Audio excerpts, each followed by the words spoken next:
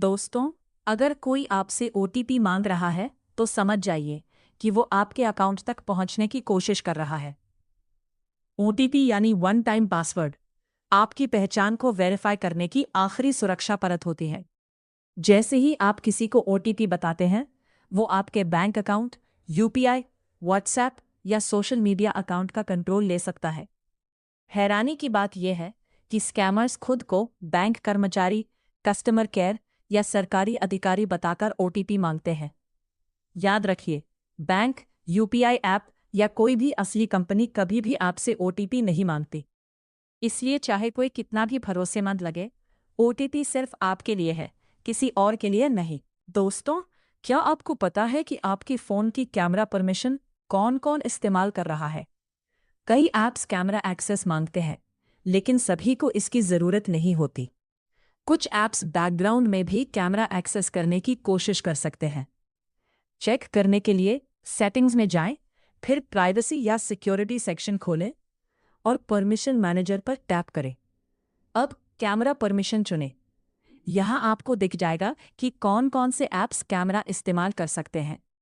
जिन apps पर भरोसा नहीं है, उनकी परमिशन तुरंत बंद कर दें। दोस्तों, आजकल क्यूआर कोड हर जगह दिखाई देता है।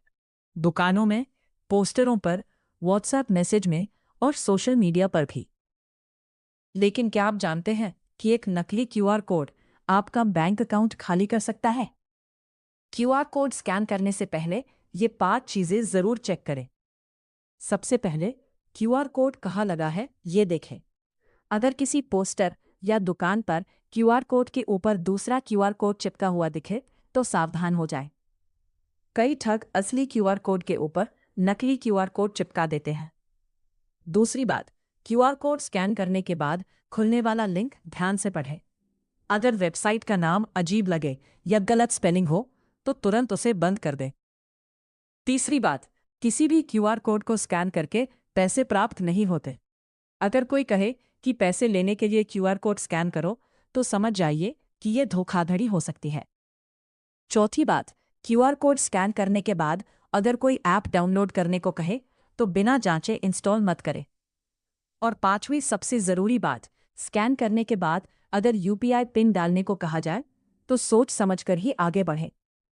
पिन डालने का मतलब अक्सर पैसे भेजना होता है, पैसे लेना नहीं। याद रखें, क्यूआर कोड सिर्फ एक तस्वीर नहीं है, इसके पीछे कोई भी लिंक या पेमेंट रिक्वेस्ट छुपी हो सकती है।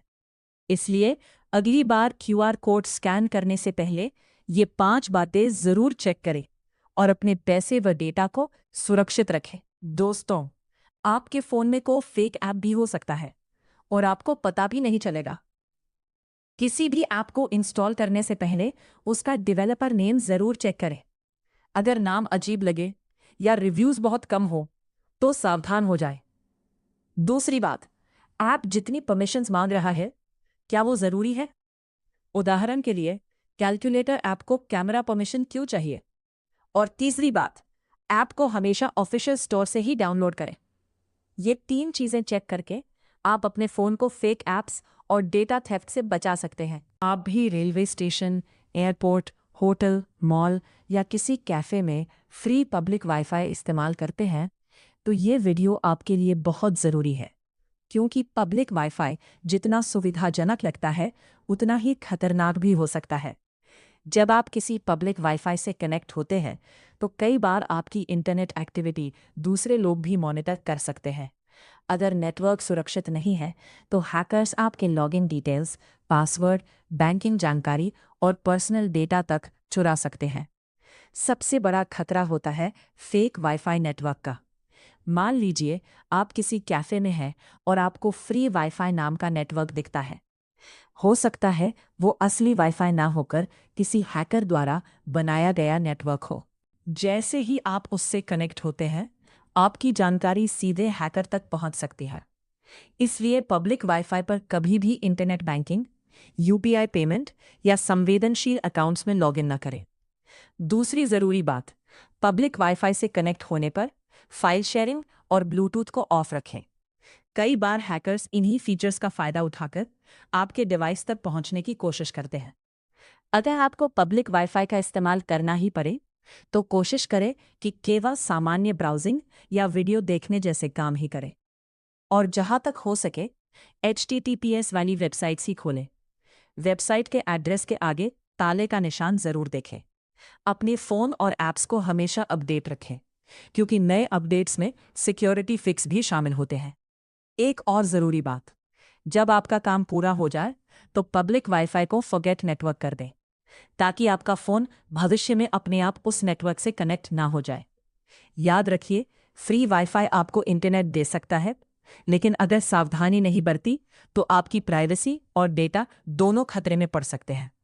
इसलिए अगली बार पब्लिक वाईफाई इस्तेमाल करने से पहले ये बातें ज़रूर याद। दोस्तों, क्या आपको पता है कि आपके फ़ोन में इंस्टॉल एक नकली ऐप आपका पूरा डेटा चुरा सकता है? आजकल हैकर्स ऐसे फेक ऐप्स बनाते हैं जो दिखने में बिल्कुल असली ऐप जैसे लगते हैं। लोगो वही, डिज़ाइन वही और नाम भी लगभग वही। आप सोचते हैं कि आपने एक सामान्य ऐप डाउनलोड किया है, लेकिन असल में वो एक खतरनाक फेक ऐप हो सकता है।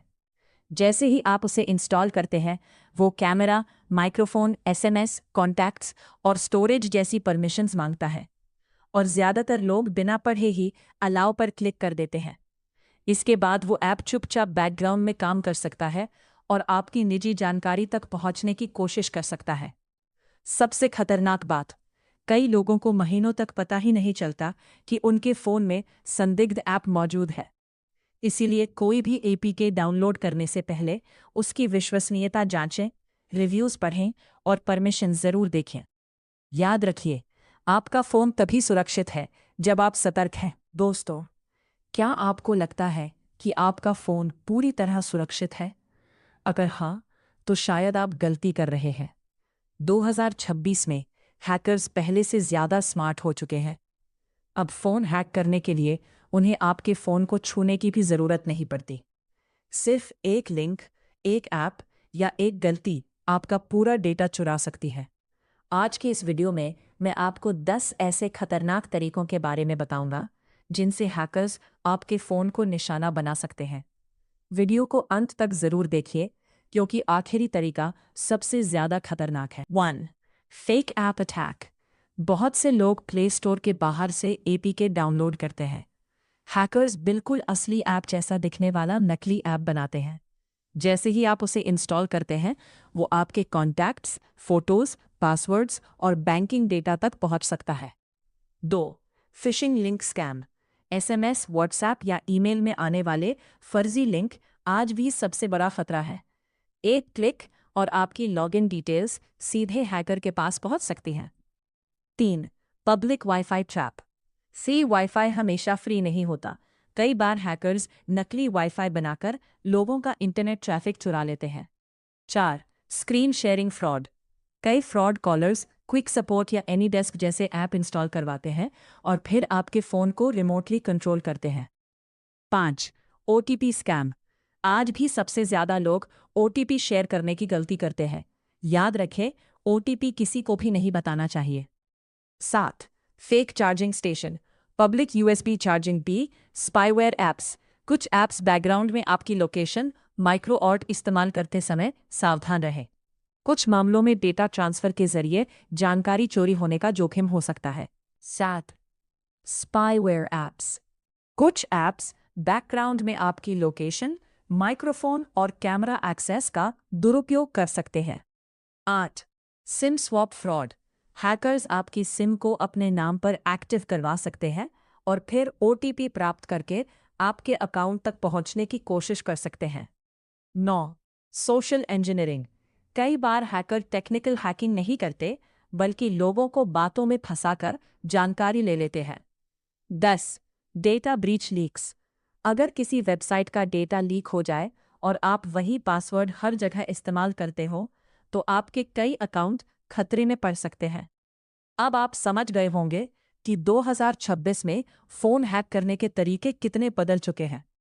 अच्छी बात यह है कि थोड़ी सावधानी और सही सेटिंग से आप अपने डेटा को काफ़ी हद तक सुरक्षित रख सकते हैं। दोस्तों, क्या कभी आपके फ़ोन में कोई ज़रूरी नोटिफिकेशन आया और गलती से डिलीट हो गया? तो आज मैं आपको एक ऐसी हिडन एंड्रॉयड सेटिंग बताऊंगा जिससे आप डिलीट हुए नोटिफिकेशंस भी दोबारा देख सकते हैं। सबसे पहले अपने फ़ोन की सेटिंग्स खोलें। अब नोटिफिकेशंस वाले ऑप्शन पर जाएं। यहाँ आपको नोटिफिकेशन हिस्ट्री का विकल्प दिखाई देगा। इस पर टैप करें और नोटिफिकेशन हिस्ट्री ऑन कर दें। बस अब आपके फ़ोन में आने वाली सभी नोटिफिकेशंस का रिकॉर्ड सेव होने लगेगा। अगर कोई नोटिफिकेशन गलती से हट जाए तो आप इसी सेक्शन में जाकर उसे दोबारा देख सकते हैं। ये feature OTP, WhatsApp messages, banking alerts और अन्य ज़रूरी नोटिफिकेशंस के लिए बेहद उपयोगी है।